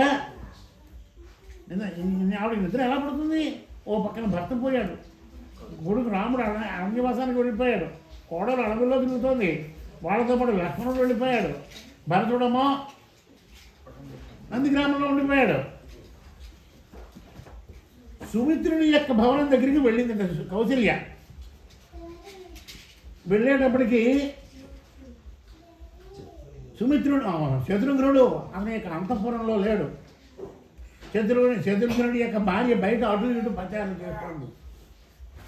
బయట ఏమిటి ఈ కోడలు బయట ప్రచారం చేస్తుంది అని చెప్పి కోడల దగ్గరికి వెళ్ళింది ఆవిడ కౌసల్య. ఏమమ్మా ఎందుకు తిరుగుతున్నావు, నీ భర్త అంతఃపురంలో ఉన్నాడు కదా, నువ్వు ఎందుకు తిరుగుతున్నావు అటు ఇటు అనేటప్పటికీ ఆవిడ కళ్ళమట నీళ్ళు పెట్టుకోలేదు. కృతకీర్తి బయట అరుగు పడుతున్నారు. ఎక్కడ అంతఃపురంలో బయట అరుగుడు చూసారా, ఆ అరుగు మీద శత్రుఘ్నుడు పడుకున్నాడు. అప్పుడు ఆవిడ తల కొట్టుకుని 4 కొడుకుల్ని కంటే ప్రయోజనం ఏముంది, ఓ కొడుకేమో అడవులు పట్టిపోయాడా, ఓ కొడుకు అన్నగారికి సాయం వెళ్ళాడా, ఒకడేమో రాజ్యాన్ని వదిలేసి మర్రి చెట్టు పాలు శిఖంగా జుట్టుకు రాసుకుని జడలు పెంచుకొని నంది గ్రామంలో ఉన్నాడా, ఒకడు ఈ అంతపురానికి బయట కటికి నేల మీద పడుకున్నాడా. అది తల్లికి ఉండేటువంటి సహజమే అది. ఆ విధంగా అయింది. మొత్తానికి కౌశల్య కైకేయి సుమిత్రులకి హనుమంతుడి విషయం చెప్పాడు. భరతుడి దగ్గరికి వచ్చి నందిగ్రామం వచ్చాడు. నందిగ్రామంలో భరతుడికి విషయం చెప్పిన తర్వాత భరతుడు ఆనందంతో పొంగిపోయాడు. వీళ్ళు వచ్చి హనుమంతుడు మళ్ళీ రాముడు రాత్రికి మళ్ళీ భరద్వాజ ఆశ్రమానికి వెళ్ళాడు. రాముడికి విషయం అంతా చెప్పాడు. మొన్నాడు వీళ్ళందరూ కూడా రాముడు లక్ష్మణుడు సీతాదేవి కోసం ఎదురు చూస్తున్నారు. మొత్తానికి వీళ్ళు పుష్పక విమానం మీద అయోధ్య నాయుడు దిగారు. దీని తర్వాత వీళ్ళందరూ కూడా స్వాగతం పలికారు. వశిష్ఠ మహర్షి వెళ్ళాడు, స్వాగతం పలికాడు. వశిష్ఠుడు జాబాలి సుమంతుడు వీళ్ళందరూ కూడా వెళ్ళారు, స్వాగత సత్కారాలు పలికారు. వీళ్ళు మొట్టమొదట తల్లులకి నమస్కారం చేశారు, గురువు గారికి నమస్కారం చేశారు. తర్వాత పట్టాభిషేకం జరుగుతోంది. అప్పుడు వశిష్ఠ మహర్షి ఏమన్నాడంటే, రామా నీకు పట్టాభిషేకం చేస్తున్నాం అని చెప్పి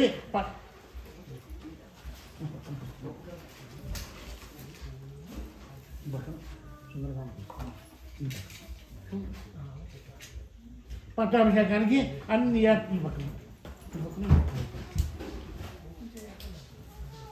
అన్ని ఏర్పాట్లు చేశారు. అన్ని ఏర్పాట్లు ఇది కూడా వీటి పని లేదు. అన్ని ఏర్పాట్లు చేశారు. చేశాక పట్టాభిషేకం జరుగుతోంది. పట్టాభిషేకం ఏ విధంగా జరుగుతుంది? తతస్థ ప్రియతో వృద్ధో వశిష్ఠో బ్రాహ్మణై సహా. వశిష్ఠుడు అనేక మంది బ్రాహ్మణుని తీసుకుని రాముడికి పట్టాభిషేకం చేయడం కోసం బయలుదేరి పెడుతున్నాడు. ఏమండి, సిద్ధం ఏర్పాటు చేసుకుంటున్నారు. పుణ్య స్త్రీలు, వృద్ధ స్త్రీలు పళ్ళిల్లో అక్కడ విధవలు ఎవరు లేరు. వృద్ధ కౌశల్య కైకేయి సుమిత్ర తప్ప. వాళ్ళు బంగారపు పళ్ళాల్లో పూజా ద్రవ్యాలు, పసుపు కుంకుమ ఇవన్నీ పుచ్చుకుని ఉన్నారు. తర్వాత 100 మంది కన్యలు వెండి బంగారు పళ్ళాలలో వీళ్ళకి పసుపు పువ్వులు, కుంకుమ, తర్వాత అనేకమైనటువంటి పూజా సామగ్రి పళ్ళాల్లో పెట్టుకున్నారు. వానరులు చతుర్సముద్రాల దగ్గరికి వెళ్ళారు. వెళ్ళి ఆ చతుర్సముద్రాలలో ఉన్నటువంటి నీటిని తీసుకొచ్చారు. ఆ నీటిని ఆ కుండలతో బంగారు బిందెలతో నీరు పట్టుకొచ్చారు. దేశంలో ఉన్నటువంటి అన్ని నదులు కృష్ణ, కావేరి, తుంగభద్ర, యమున, గంగ, సరస్వతి, ఇలా అన్ని నదుల నుంచి రాక్షసులు వానరులు జలాలు పట్టుకొచ్చారు. 4 సముద్రాల నుంచి హనుమంతుడు ఏర్పాట్లు చేస్తున్నాడు. సుగ్రీవుడు, అంగదుడు, జాంబవంతుడు, నీలుడు 4 దిక్కులకి వెళ్ళి సముద్ర జలాలు తీసుకుని వచ్చారు. ఇది వచ్చాక ఏర్పాట్లు జరిగాయి పట్టాభిషేకానికి. ఆ పట్టాభిషేక ఒకసారి నేను ఒకసారి చెప్తాను, మీరు శ్రద్ధగా వినండి. తర్వాత అక్కడ చూసి చెప్తాను. తతస్థ ప్రియతో వృద్ధో వశిష్ఠో బ్రాహ్మణై సహా రామం రత్నమయే పీఠే సహసీతం న్యవ్యసయతు. అక్కడ సీతతోటి న్యవ్యసయతు కూర్చున్నాడు. వశిష్ఠో వామదేవశ్చ జాబాలి రథకాశ్యపః కాత్యాయన సుయజ్ఞశ్చ గౌతమో విధీయస్తథా అభ్యసించ నరం వ్యాఘ్రం ప్రసన్నేన సుగంధిన కలిలేన సహస్రాక్షం వసవో వాసవం యథా. ఇంద్రలోకం నుంచి ఇంద్రుడు వాళ్ళందరూ వచ్చారు, దేవతలందరూ కూడా వచ్చారు. మానవులే కాదు, దేవతలందరూ కూడా ఋత్విభిః బ్రాహ్మణైః పూర్వం కన్యాభిర్మంత్రిభిస్తథా యోధైశ్చైవాభ్యసించం చ సంప్రహృష్టస్తనైగమైః సర్వౌషధ దేవతైర్నరసిస్థితై చతుర్దిలోకపాలశ్చ సర్వైర్దేవశ్చ. 4 దిక్కులలో ఉన్నటువంటి లోకపాలులందరూ కూడా వచ్చారు. బ్రాహ్మణాన్ని బిదం పూర్వం కిరీటం రత్నశోభితం. ఇతను ఏం చేసేట వశిష్ఠ మహర్షి అక్కడ ఉన్నటువంటి కిరీటాన్ని తీసుకొచ్చి రాముని యొక్క శిరస్సులో పెట్టారు. మహా ఆనందంగా శ్రీరాముడికి పట్టాభిషేకం జరిగింది. కిరీటేన తతః పశ్చాత్ వశిష్ఠేన మహాత్మన ఋత్విగ్భిః భూషణైశ్చైవ సమయోక్ష్యతరాఘవః ఛత్రం తు దశగ్రాహ. శత్రుఘ్నుడు ఛత్రాన్ని పట్టుకున్నాడు. పాండురం శుభం, తెల్లటి అదేమిటి ఛత్రం అంటే గొడుగు. శత్రుఘ్నుడు గొడుగులు పట్టుకున్నాడు. శ్వేతం చ వ్యావాలవ్యజనం సుగ్రీవో వనరేశ్వరః. ఇలా అందరూ కూడా అన్ని రకాలుగాను పట్టుకున్నారు. పట్టాభిషేకం జరిగింది. ఆ సమయంలో అయ్యా ఒక విచిత్రమైనటువంటి సంఘటన జరిగింది. అక్కడ యుద్ధం జరుగుతుంటే రావణాలు ఒక చిన్న ఘట్టం నా యొక్క పొరపాటు వల్ల ముందు వెళ్ళిపోయింది. లక్ష్మణుడు త్వరగా తప్పిపోయాడు, ఇంక ప్రాణం లేదు. అటువంటి సమయంలో రాముడు ఏమంటాడంటే దేశే దేశే బాంధవాహ, ప్రతి దేశంలోనూ బంధువులు దొరుకుతారు. భార్య దొరుకుతుంది, వాళ్ళ భార్య పోతే ఇంకో భార్య దొరుకుతుంది. భార్య వల్ల బావమరులు దొరుకుతారు, అత్తగారు దొరుకుతారు, మామగారు దొరుకుతారు. కానీ తమ్ముడు దొరుకుతాడా? లక్ష్మణుడికి దొరకడు అని రాముడు బాధపడతాడు. ఇక్కడ పట్టాభిషేకం జరుగుతుంటే సుగ్రీవుడు బాధపడతాడు. అయ్యో అన్నయ్య ఎంత దుర్మార్గుడైతే మాత్రం దగ్గరుండి అన్నయ్యని తప్పించేసేనే. ఎక్కడైనా ఎవరైనా బంధువులు దొరుకుతారు, సోదరుడు దొరకడు. భార్య దొరుకుతుంది, మళ్ళీ భార్య దొరకడు, బంధువులు దొరుకుతారు, బావమరుడు దొరుకుతాడు, అత్తగారు దొరుకుతారు, మామగారు దొరుకుతాడు. దేశే కడతారని ఏ దేశం పడితే ఆ దేశంలో ఒక అమ్మాయిని పెళ్లి చేసేసుకోవచ్చు. ఆ అమ్మాయి వాళ్ళ బంధువులు వచ్చేస్తారు. కానీ సోదరుడు ఎక్కడి నుంచి వస్తాడు? సుగ్రీవుడు ఏడుస్తాడు. అయ్యో నేను దగ్గరుండి నా అన్నగారైనటువంటి వాలిని చంపించేరే. తర్వాత విభీషణుడు కూడా ఏడుస్తాడు, దగ్గరుండి నా ఇద్దరు అన్నయ్యలను చంపించానే, నాకు ఇప్పుడు అన్నయ్యలు కావాలంటే ఎక్కడి నుంచి వస్తారు అని చెప్పి సుగ్రీవుడు బాధపడతాడు, విభీషణుడు బాధపడతాడు. ఈ విధంగా పట్టాభిషేకం జరిగింది. ప్రజలందరూ సుఖశాంతులతో ఉన్నారు. ఈ విధంగా రాముడు 11,000 శతవర్ష సహస్రాన్ని శతైరచ రాజ్యం రామో రాజ్యం పాలయత్వా బ్రహ్మలోకం గమిష్యతి. 11,000 సంవత్సరాల రాజ్యాన్ని పరిపాలించిన తర్వాత రాముడు బ్రహ్మలోకానికి వెళ్ళిపోయాడు. వాళ్ళు అడిగారు, అయ్యా నీ యొక్క అవతారం యొక్క ప్రయోజనం పూర్తయింది, అక్కడ అందరూ కూడా ఎదురు చూస్తున్నారు వైకుంఠంలో రమ్మని. ఆ విధంగా తర్వాత అదేమిటి అంటే రామాయణంలో ఉత్తరకాండ వస్తుంది. ఆ ఉత్తరకాండలో కూడా అనేకమైనటువంటి ఘట్టాలు ఉన్నాయి. అది క్లుప్తంగా 10 వాక్యాలలో చెప్తా. 6 కాండలు చెప్పుకున్నాం కాబట్టి 7వ కాండ ఉత్తరకాండ చెప్పుకోవాలి. కాబట్టి ఆ ఉత్తరకాండని రాముడు పట్టాభిషేకం జరిగిన తర్వాత సింహాసనం మీద కూర్చున్న తర్వాత ఆ రాముడిని పలకరించడానికి ఋషులు అందరూ కూడా వచ్చారు. ఇది ఓట్ ఆఫ్ థ్యాంక్స్, కృతజ్ఞతలు చెప్పుకోవడానికి. నీ యొక్క పరాక్రమం వల్ల రావణాసుడు చంపబడ్డాడు, మేము హాయిగా జపతపాలు యజ్ఞాలు యాగాలు చేసుకోవచ్చును అని చెప్పిన తర్వాత అప్పుడు రాముడు వాళ్ళని అడుగుతాడు, రావణాసురుడు ఎవరు, అతని తల్లిదండ్రులు ఎవరు, పూర్వజన్మం ఏమిటి, ఇంద్రజిత్తుగా ఆ పేరు ఎలా వచ్చింది, ఇంద్రజిత్తు యొక్క పరాక్రమం చెప్పు. ఆ ఇంద్రజిత్తుతోటి నా తమ్ముడు 3 రాత్రులు 3 పగళ్ళు యుద్ధం చేసినా కానీ సంహరించలేకపోయాడు. తర్వాత అన్ని విషయాలని అన్నీ తెలుసుకున్న తర్వాత లవణాసురుడు అనే రాజ్యాన్ని పరిపాలించుకుంటున్నాడు. అక్కడ లవణాసురుడు అనేటువంటి ఒక రాక్షసుడు ఉన్నాడు, ప్రజల్ని బాధ పెడుతూ ఉంటాడు. అప్పుడు వాళ్ళందరూ వచ్చి రాముడి దగ్గరికి వచ్చి అడిగితే రాముడు నేను వెళతాను అంటాడు. శత్రుఘ్నుడు వచ్చి అన్నయ్య ఇంతవరకు చాలామంది 100 మంది 1000 మంది రాక్షసులను సంహరించావు, నువ్వు ఇక్కడే ఉండు, నేను వెళతానని చెప్పి ఆ లవణాసురుడు సంహరించాడు. ఆ సంహరించిన తర్వాత ఆ రాజ్యాన్ని శత్రుఘ్నుడికి పట్టాభిషేకం చేశాడు రాముడు. తర్వాత రాముడికి వీళ్ళందరికీ కూడా ఒక్కొక్క భార్యే, రామ లక్ష్మణ భరత శత్రుఘ్నుడు, సీత ఊర్మిళ మాండవి కృతకీర్తి. వీళ్ళందరికీ కూడా 4గురికి కూడా 2 కొడుకులు పుట్టారు. రాముని యొక్క కొడుకులు లవుడు కుశుడు. అలాగే భరతుడికి 2 కొడుకులు పుట్టారు. లక్ష్మణుడికి 2 కొడుకులు పుట్టారు. శత్రుఘ్నుడికి 2 కొడుకులు పుట్టారు.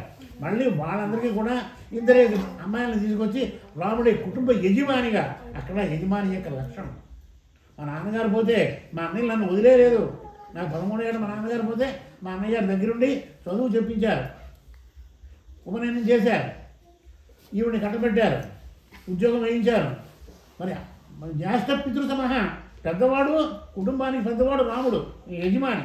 అంచేత దశరథ మహారాజు తర్వాత ఆ కుటుంబానికి రాముడే యజమాని కాబట్టి వీళ్ళందరికీ కూడా తమ్ముడు కొడుకులకి అందరికీ కూడా పెళ్ళిళ్ళు చేశారు. ఇద్దరైదు భార్యను, మళ్ళీ వాళ్ళకి ఇద్దరు సంతానం కలిగారు. ఆ విధంగా మొత్తం 120 మంది అయ్యారు. వీళ్ళందరూ కూడా ఈ భరతఖండాన్ని చక్కగా పరిపాలన చేసుకుంటున్నారు. చేసుకున్న తర్వాత ఒక చేతగానటువంటి ఒక తాగుబోతు మాటని ఆధారంగా చేసుకుని రాముడు ఏం చేశాడంటే సీతాదేవిని వనవాసం చేయమన్నాడు. అప్పటికి సీతాదేవి గర్భవతి. ఆ గర్భవతి అయితే ఆవిడ ఏమంటుందంటే నాకు ఒక్కసారి ఆ జనపదాలు వెళ్ళాం, మరొకసారి ఆ మునుల యొక్క వాటికలన్నీ చూడాలని నన్ను అక్కడ పంపించవా అని అడిగింది.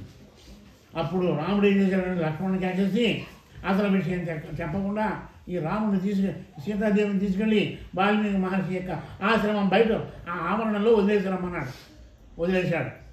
వదిలేసి మరి ఆవిడకి చెప్పాలి కదా, చెప్పేటప్పటికి అమ్మ వదిన, నువ్వు రాముడిని అడిగావు కదా అన్నగారిని ఈ మునిపల్లులన్నీ చూడాలని, కానీ ఒక చాకలవాడు మాట్లాడినటువంటి మాటను పట్టుకుని నిన్ను రాముడు మళ్ళీ అరణ్యవాసం పంపించేశాడు అని చెప్పేటప్పటికి పాపం ఒక చెప్పి బయలుదేరిపోతుంటే అప్పుడు లక్ష్మణుడు అడుగుతుంది, లక్ష్మణ వనములకెలా వచ్చిదివి విభుని ఎడబాసి అని మునిపత్రులెల్లా భూమి అయి అడుగన్ వారికి నేను ఏమని సమాధానం చెప్పనగా, ఎందుకు భర్తను వదిలేసి అక్కడ రామనాథుడు ఎత్తిపోయాడు అంటే అక్కడ ఉన్నావు, ఇప్పుడు భర్తను వదిలేసి ఎందుకు వచ్చావు అని మునిపత్రులు అందరూ కూడా గుమియ్య అడుగుతారు. వాళ్ళకి ఏం సమాధానం చెప్పమంటావు అని చెప్పి లక్ష్మణుని ప్రశ్నించింది. ఒక దూడను వదిలి వెళ్ళలేక ఏ విధంగా వెళుతుందో అలాగా లక్ష్మణుడు సీతాదేవిని అక్కడ వదిలేసి వాల్మీకి మహర్షి ఆశ్రమం దగ్గర వదిలేసి అయోధ్య వెళ్ళిపోయాడు. రాముడు పరిపాలన చేసిన తర్వాత వాల్మీకి మహర్షి చెప్తాడు, సీత దోషం లేదయ్యా, నువ్వు మళ్ళీ అడవులకు పంపించేసావు. ఈ ఇద్దరు పిల్లలు కూడా వీళ్ళకి నేను వాల్మీకి మహర్షి రామాయణం రాయడానికే అప్పటికే చాలా ఈ కథ అంతా జరిగిపోయింది. ఎవరికి ఈ రామాయణం ఎవరికి చెప్పాలి అంటే కుశుడు ఆ సీతాదేవికి కవల పిల్లలు పుట్టారు వాల్మీకి మహర్షి యొక్క ఆశ్రమంలో. ఆ కవల పిల్లలకి వాళ్ళు మహాపండితులు అయిపోయారు, చతుర్వేదాలను నేర్చుకున్నారు, గొప్ప పండితులు అయిపోయారు. దీనికి ఎలాగా అని చెప్పి అనుకుని ఈ రామాయణాన్ని లోకంలోకి ఎవరి ద్వారా ప్రచారంలోకి తీసుకురావాలనుకుని ఈ ఇద్దరు పిల్లలకి రామాయణాన్ని నేర్పుతాడు. ఈ రామాయణం ఇప్పటికీ శ్లోకాలు వీణ మీద కూడా వాయించవచ్చును. అదేమిటి ఆ ఫ్లూట్ మీద కూడా రామాయణం యొక్క శ్లోకాలు వాయించవచ్చు. అంత గొప్పగా వాల్మీకి మహర్షి రామాయణం రాశాడు. ఈ రామాయణం యొక్క దాన్ని పాట రూపంలో లవుడు కుశుడు అయోధ్య నగరంలో పాడుతుంటే అక్కడికి వాళ్ళని రక్షించుకొని వీళ్ళు ఎవరు అని చెప్పేటప్పటికి అప్పుడు వాల్మీకి మహర్షి వస్తాడు. వీడు నీ కొడుకులేనయ్యా అంటాడు. అప్పుడు సీతాదేవిని వెంట పెట్టుకుని వాల్మీకి మహర్షి రాముల వారి యొక్క ఆస్థానానికి వచ్చేటప్పటికి ఈవిడ నీ భార్య అయ్యా, ఈవిడ తప్పు లేదు, ఈవిడిని స్వీకరించు. అప్పుడు తల్లికి కోపం వస్తుంది. ఎవరి తల్లికి? సీతాదేవి యొక్క తల్లికి. ఆవిడ ఆ సమయంలో ఆవిడ భూదేవి కడుపును పుట్టింది. భూదేవిలో జనక మహారాజు యాగం చేస్తుంటే నాగలి దున్నుతుంటే ఆ యజ్ఞం చేసేటువంటి స్థలాన్ని దున్నుతుంటే ఆ నాగలి యొక్క ఆ ముళ్ళకు తగిలింది, పెట్టి తీశారు. అందులో ఉంది ఈ అమ్మాయి. అప్పుడు భూదేవి బ్రహ్మాండ దగదగా మెరిసిపోయేటువంటి సింహాసనం మీద పైకి వచ్చింది. వచ్చి తన కూతుర్ని ఒడిలో కూర్చోబెట్టుకుని లోపలికి వెళ్ళిపోయింది. రాముడు వైకుంఠానికి వెళ్ళిపోయాడు. మనం టిఫిన్ చేసి ఇళ్ళకి వెళ్ళిపోతాం. స్వస్తి ప్రజాభి పరిపాలన గో బ్రాహ్మణే సమస్తు నిత్యం లోకా సమస్తా సుఖినో భవంతు కాలే వర్షసు పరిచయం శోభరేణ జీవంతు సర్వాన్ మంగళం కోసలేంద్రాయి మహనీయ గుణాత్మనే ప్రవర్తించడం సార్వభౌమ. అయ్యా నాకు శాసనమైనంత వరకు